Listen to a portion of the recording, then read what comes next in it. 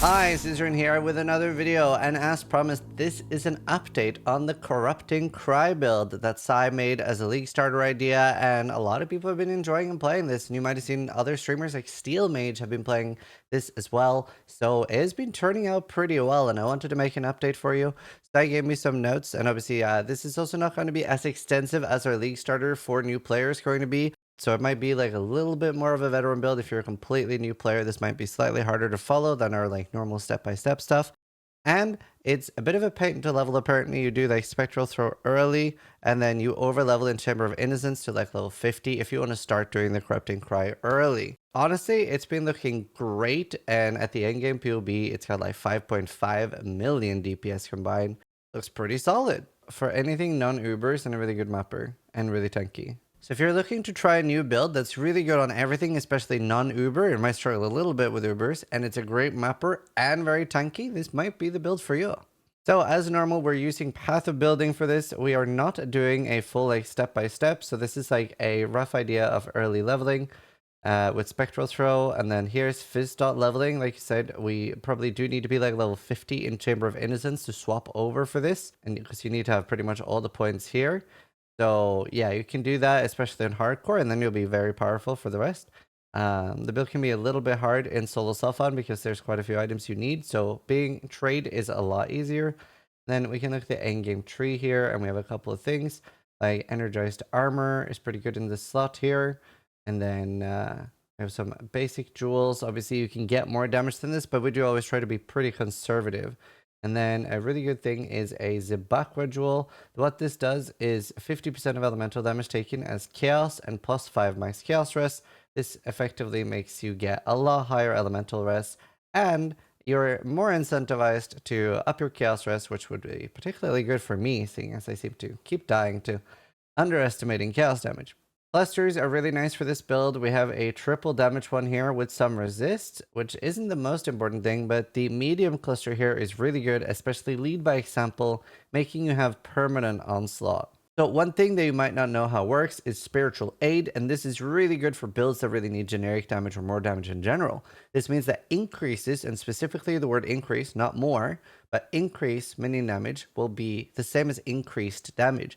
So if we go to the endgame tree, for example, we can see on the weapon, if you can get as high as possible minion deals 87 increased damage, it's the same as just increased damage. So very, very good. And we can look at early game here. Very, very basic here. Early is just like life, suppression. LVR is really good for suppression early. And obviously you do have that recover. Eternal Apple, really good for the 50% increased Warcry cooldown recovery rate. And the Red Blade banner is really good too. I'm a little bit hesitant to recommend that because it is a fairly rare item, so it spikes in price when a lot of people use it. It's not integral to the build, it's just slightly better than Eternal Apple, and it's not going to be your endgame shield anyway, right? So it's not a main thing. If it's more than like 8C, probably don't bother with it. Mid-game, you know, you're starting to get some more stuff like a minion damage shield, etc. And the weapon, obviously, very easy to craft with fear essences. And then, yeah, you're just starting to get things like delirium gloves, really, really good for your reap. You can do delirium essences for more damage. And then in the end game, you really want damage over time multiplier, cast speed, minions, and then fist dot crafting. The shield, this is starting to get pretty tricky and hard, obviously, especially if you want the hunter increased life.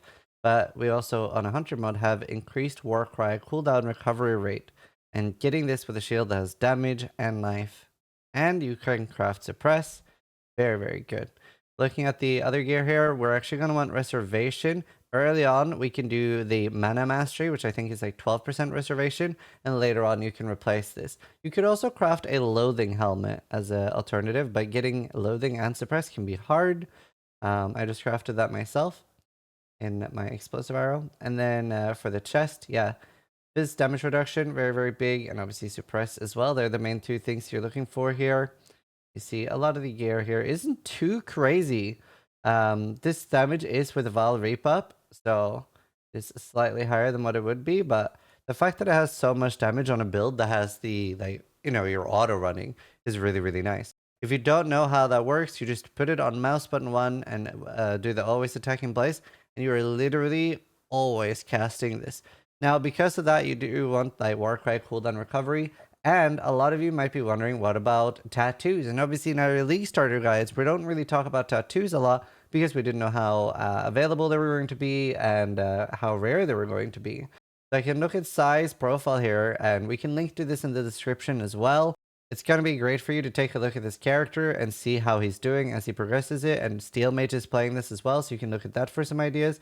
But it's Sai back to hardcore. And we can see here he's doing Warcry cooldown recovery tattoos quite a lot. And this is on solo self-farm, so obviously he's having to farm all of these himself. On Tradely, you can just buy them. The Warcry tattoos are from the Tukohama tribe. So that means you really want to keep him alive to the end. Now, at the end game, like a glove like this would be very, very big, and that's because there isn't an actual 6 sync that would be applicable to General's Cry. It is a support gem, so for example, you can't use Empower, and you also can't do plus physical gems, etc. But you can do plus socketed gems. That also means you could like corrupt things for +1 gems or plus 2 AoE gems as well. So corrupting gloves could be really huge for this build. But getting a glove like this, we have in the notes on how to create them. And even though it's not as detailed as normal, we do have a bunch of notes here with some tips.